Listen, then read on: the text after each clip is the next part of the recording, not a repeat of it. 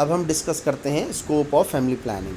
ایک تو سب سے بنیادی بات کہ proper spacing and limitation of birth. ٹھیک ہے کہ بچوں کی پیدائش کے درمیان میں وقفہ نمبر 1. پھر ایڈوائس آن اسٹرلٹی.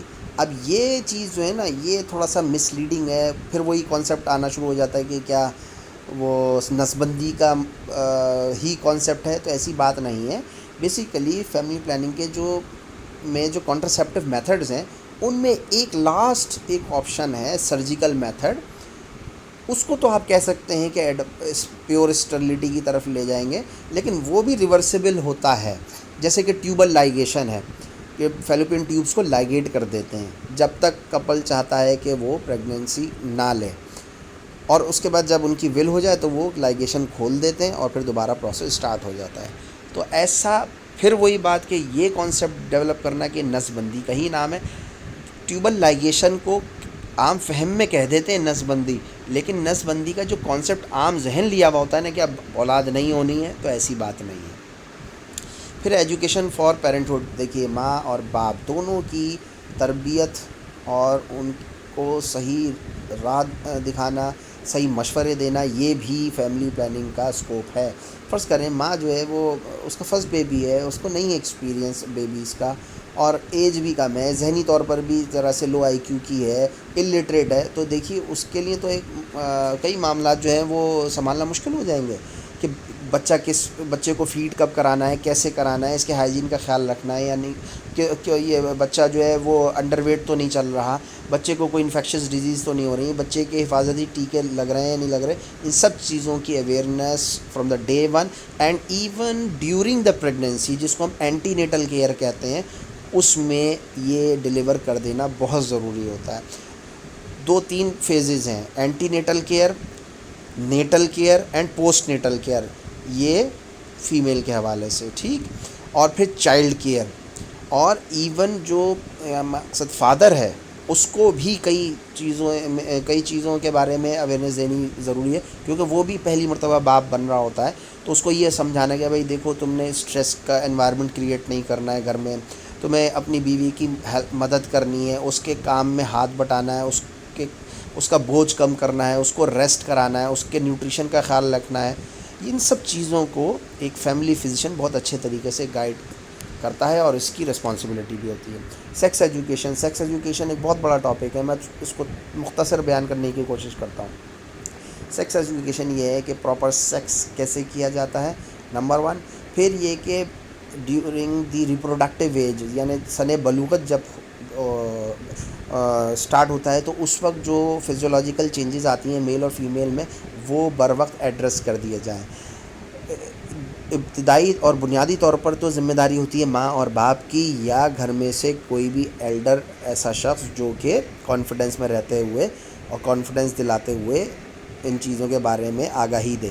لیکن اگر نہیں مل پائی ہے تو جو فزیشین ہے، فیملی فزیشین، وہ بھی گائیڈ کر سکتا ہے. ٹھیک ہے. تو یہ ہے سیکس ایجوکیشن. پھر screening for pathological conditions related to the reproductive system, جس میں ریپروڈکٹیو ٹریک انفیکشنز ہے اور سیکشولی ٹرانسمیٹڈ ڈیزیزز ہیں، ان کے اوپر بھی توجہ دینا، اور اگر ایسے مسائل جنم لے رہے ہیں تو ان کو بر وقت تشخیص کر کے علاج کرنا. دیکھیے ہوتا یہ ہے کہ ریپروڈکٹیو ہسٹری جو ہے نا وہ پیشنٹ نہیں دے رہا ہوتا، وہ چھپا رہا ہوتا ہے ایسے امراض کے بارے میں، فیمیل بھی اور میل بھی. اور پھر یہ ہوتا ہے کہ جوں وقت گزرتا چلا جاتا ہے، بیماری کا علاج نہیں ہوتا تو کمپلیکیشنز آ جاتی ہیں ان کے ریپروڈکٹیو ٹریک میں، اور انفرٹیلیٹی کا شکار ہو جاتا ہے وہ شخص. لہٰذا اسکریننگ بر وقت ہو جائے اور پریونٹیو میتھڈز بتائے جائیں، اور ساتھ ساتھ علاج بھی کیا جائے. ٹھیک. جینیٹک کاؤنسلنگ ہے. کئی بیماریاں جو ہیں نسل در نسل چل رہی ہوتی ہیں تو اس کے بارے میں تذکرہ کیا جائے، ان کے بارے میں اویئرنیس دلائی جائے. ٹھیک ہے. جیسے کہ کوئی یہ تھیلیسیمیا ہے. ٹھیک ہے. اب تھیلیسیمیا ایک بڑا پرابلم ہے. اب جو افیکٹڈ چائلڈ ہوتا ہے اس کو زندگی بھر جو ہے بلڈ کی ضرورت ہوتی ہے، اور زندگی اس کی بڑی ڈیپینڈنٹ ہوتی ہے بلڈ ڈونرز کے اوپر. تو اس چیز کو پراپرلی لمبے عرصے تک کیری آن کرنا بعض مرتبہ ناممکن ہوتا ہے.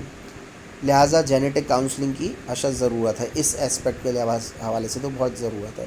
اب اس کا ہرگز یہ مقصد نہیں ہے کہ فرض کریں شادی طے ہو گئی ہے اور ایک خاندان میں جو ہے وہ تھیلیسیمیا کے کیسز نکل کر آ گئے، بعد میں پتہ چلا، تو کیا شادی منسوخ کر دی جائے، رشتہ نہیں کیا جائے یا طلاق لے لی جائے؟ تو اس کا ہرگز یہ مطلب نہیں ہے، بلکہ پریونشن کی جائے اور جلد از جلد جو ہے نا وہ جینیٹک ایکسپرٹس سے جا کر مشورہ لیں اور گائنیکالوجسٹ سے مشورہ لیں اور وہ پھر پوری تفصیل بتائے گی، ٹھیک ہے؟ تو جینیٹک کاؤنسلنگ یہ ایک مثال دی ہے میں نے، ایسے بے شمار بیماریاں، جیسے ڈائبٹیز ہے، ڈائبٹیز بھی موروثی ہوتی ہے، تو اس کے حوالے سے بھی بات ہے۔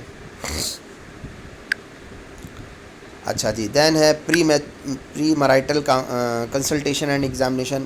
اچھا، شادی سے پہلے جو ہے وہ ایک کلینکل ایگزامینیشن یہ کروا لینا بہت اچھی بات ہے، کیونکہ سے فار ایگزامپل میل کے حوالے سے بات کرتے ہیں، میل میں گونیڈس ڈیولپ نہیں ہوئے، ٹھیک ہے؟ گونیڈل ڈس جینیسس کا کیس ہے یا اے جینیسس کا کیس ہے۔ اب میل جو ہے وہ پوری زندگی وہ چھپا رہا ہے اور شادی کا ٹائم آ گیا اور شادی بھی ہو گئی اور بعد میں جو انفرٹیلٹی کا کیس سامنے آتا ہے، خدا خواستہ طلاقیں ہو جاتی ہیں، تو بھائی فزیکل ایگزامینیشن کروا لینے میں اس میں کون سی مقصد شرم ہے؟ اب بات یہ ہے کہ اگر ایسا نہیں کروائیں گے تو خود ہی کو نقصان ہوگا، پیشنٹ کو خود نقصان ہوتا ہے، تو یہ اس پر توجہ دینی چاہیے۔ ایسے فیمیل کے حوالے سے فار ایگزامپل یوٹرس جو ہے وہ مال ڈیولپڈ ہے، ٹھیک ہے، اینٹیورٹیڈ یوٹرس ہے یا سیپٹیڈ یوٹرس ہے، سیپٹیڈ وجانا ہے، تو بھائی اس کا کلینکل ایگزامینیشن ہونا ضروری ہے، اور یہ پتہ ہی نہیں ہوتا، فیمیل کو فرض کریں پتہ ہی نہیں ہے، تو سرجیکل پھر اوپینین بنتی ہے۔ لہٰذا پری میرائٹل کنسلٹیشن اینڈ ایگزامینیشن بہت امپورٹنٹ ہے۔ کیرنگ آؤٹ پریگنینسی ٹیسٹ کروانا، بر وقت کروانا، یہ بھی بہت ضروری ہے، ٹھیک ہے نا؟ اگر فرض کریں پریگنینسی ٹیسٹ نہیں کروایا اور وہ پریگننٹ ہو گئی اور پتہ چل رہا ہے وہ کہ وہ زیادہ کام کر رہی ہے، محنت کر رہی ہے، اسٹریس لے رہی ہے، اور پتہ چلا کہ وہ ابارٹ ہو گیا، تو یہ بھی مسئلہ ہے۔ یعنی ٹائم پر پریگنینسی ٹیسٹ کا ہونا اور صحیح تشخیص ہونا، بعض مطلب پریگنینسی ٹیسٹ جو ہے وہ غلط بھی آ جاتا ہے تو اس کو ریکنفرم کرنا، یہ بھی بہت ضروری ہے، تاکہ پھر اسی طریقے سے احتیاطی تدابیر اختیار کرتے ہوئے تھرو آؤٹ پریگنینسی کنسیو کیا جائے۔ میرج کاؤنسلنگ اس کے لیے بھی بہت ضروری ہے۔ میرج کاؤنسلنگ جو ہے وہ بہت امپورٹنٹ ہے، ایک نئی زندگی کا آغاز ہو رہا ہوتا ہے۔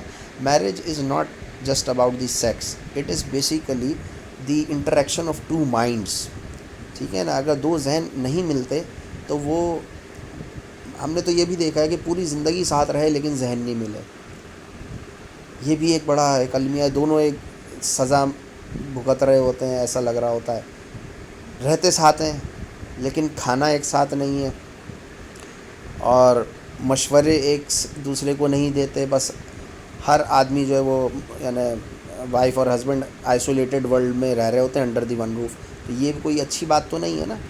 تو اس سے افیکٹ آتا ہے اور بچوں پر افیکٹ آتا ہے، بچوں میں احساس کمتری اور شخصیت کی کمزوری دکھتی ہے، تو میرج کاؤنسلنگ ہونا بہت ضروری ہے۔ تو ایز اے فیملی فزیشین آپ یہ بتائیں کہ دیکھیے دونوں کو ایک دوسرے کو اڈیپٹ کرنا ہے اور دونوں کو ایک دوسرے کو ایبزارب کرنا ہے اور کمپرومائز کرنا ہے، بہت ساری چیزوں میں نظر انداز کرنا ہے، عفو و درگزر سے کام لیں، زندگی بہت حسین گزرے گی، بس یہ میسیج ہونا چاہیے۔ اور جناب فرسٹ بیبی جب ہو رہا ہو تو پھر کیا کیا تیاریاں کرنی ہے؟ جیسے فار ایگزامپل اس کے فیڈنگ کا سارا ارینجمنٹ ہونا چاہیے، اگر باٹل فیڈ پہ جا رہا ہے تو اس کی چیزیں کیسے صاف ستھرے ہائیجین مینٹین رہیں، اس کی پوٹی وغیرہ جو ہے وہ کس طریقے سے ڈسکارڈ کی جائے، اس کو غسل دینا، بچے کو نہلانا، یہ ایک بڑا آرٹ ہے، تو اب اس میں اگر مسٹیک ہو گئی تو ناک میں پانی چلے گیا، لو بھائی پتہ چلا ایسپریشن نمونیا ہو گیا، یہ بھی بڑا خطرناک انسیڈنس ہو جاتا ہے، تو اس کی تھوڑی سی ٹریننگ دے دینا چاہیے۔ ایک اچھی گائنیکالوجسٹ سے جا کر صرف اسی مقصد سے اپوائنٹمنٹ لے کپل اور مشورہ لے اور سیکھے جا کر، یا ایٹ لیسٹ جو لیڈی ہیلتھ ورکرز ہوتی ہیں ان کی بھی ٹریننگ ہوتی ہے، ان سے بھی مشورہ لیا جا سکتا ہے، اور جو فیملی ہیلتھ کا فزیشین ہے اس کو یہ بتانا چاہیے کہ دیکھیے آپ کا ایک نیا فرسٹ بیبی آ رہا ہے اور آپ نے یہ چیزوں پر توجہ دینی ہے۔ اچھا جی، providing services to unmarried mother, اب یہ ایک ایسا مسئلہ ہے کہ ان لکیلی یہ بات بھی سامنے آتی چلی جا رہی ہے کہ ان میرڈ مدرز بھی ہمارے معاشرے میں پیدا ہوتی چلی جا رہی ہیں۔ بہرحال اب اس میں تفصیل میں نہیں جاتا، لیکن ماں تو ماں ہوتی ہے اور عورت ہے، اس کے سارے معاملات اسی طریقے سے ہوں گے جیسے کہ ایک میرڈ مدر کا ہوتا ہے، لیکن اس میں ذہنی دباؤ بہت ایکسٹریم کا ہوگا۔ وہ مدر جو انمیرڈ ہے، خدا قسم مدر بن چکی ہے وہ، اور پھر کس طریقے سے وہ معاشرے کو فیس کر رہی ہوگی، تو اس میں اس کی ذہنی صحت پر زیادہ خیال کرنا ہے، اور اس میں جو ایک ہمدردی کا پہلو ایکسٹریم حد تک آپ کو کر جانا ہوگا، اور اس کو خدا نخواستہ اس رستے پہ نہیں لے کے جانا کہ پتہ چلا وہ خودکشی کرنا شروع کر دے، اپنے بچوں کو بھی مارنا شروع کر دے، کیونکہ اس سے کچھ حاصل نہیں ہوگا، اور بلکہ وہ ایز اے بلیور تو ہم یہ سمجھتے ہیں کہ بھائی جس نے حرام موت اختیار کری، خودکشی اختیار کری، وہ حرام موت ہے اور اس کی پھر بخشش نہیں ہوتی۔ بہرحال یہ ایشوز ہیں، یعنی اس میں جو ہے بیسیکلی تمام وہ کیئرس تو ہوں گی جیسے اینٹی نیٹل کیئر اور نیٹل اور پوسٹ نیٹل کیئر، لیکن ساتھ ساتھ پر یہ جو ذہنی جو صحت ہے اس کا زیادہ خیال رکھا جائے گا۔ ہوم اکنامکس اور نیوٹریشن کے بارے میں بھائی بچے کی غذا کیسی ہونی چاہیے، اب پتہ چلا چکن ٹکا کھا رہے ہیں وہی اٹھا کر ڈال دیا 6 ماہ کے بچے کے منہ میں، تو ایسا نہیں چلے گا، اس کی اپنی ایک غذا ہے، اس کا ایک ڈائجسٹو سسٹم ہے، تو یہ چیزیں اس کو سمجھانی ہے۔ اور ہوم اکنامکس گھر کیسے مینیج کرنا ہے، اب ظاہر سی بات ہے ایک نیا بیبی آ گیا، اب اس کے اخراجات زیادہ ہوں گے، ٹھیک ہے، تو starting from pamper, bottle, medication, dresses, this and that, تو ایک طریقے سے اکنامکس جو ہے نا، جو ہوم اکنامکس ہے اس میں سمجھانا ہے کہ دیکھو تمہیں اپنے اخراجات تھوڑے کم کرنے ہیں، اور بہت پیرنٹس کو اپنے اخراجات کم کرنے ہیں، بچے کی نگہداشت اور تعلیم اور تربیت پر توجہ دینی ہے اور صحت پر توجہ دینی ہے، ٹھیک۔ پھر اڈاپشن سروسز، اگر کوئی بچہ جو ہے وہ لے پالک ہے، یعنی اس کو اڈاپٹ کر رہا ہے کوئی کپل، تو وہ بھی بتانا کہ بھائی دیکھیں آپ نے لے تو لیا لیکن ذمہ داری بڑھ جاتی ہے، کیونکہ اگر آپ کا اپنا بچہ ہے تو ایک نیچرل محبت ہوتی ہی ہوتی ہے، لیکن اگر لے پالک بچہ ہے تو محبت میں کہیں کمی بھی دیکھنے میں آتی ہے، لہٰذا وہ چیز نہیں ہونی چاہیے، پھر کیئر اس کی صحیح ہونی چاہیے، اور تمام وہی حقوق اس کو دینے ہیں جو کہ آپ کے اپنے جو بایولوجیکل کٹ کے ہوتے ہیں۔ اب ہم بات کریں گے کانٹرسیپٹیو میتھڈس کی نیکسٹ لیکچر میں۔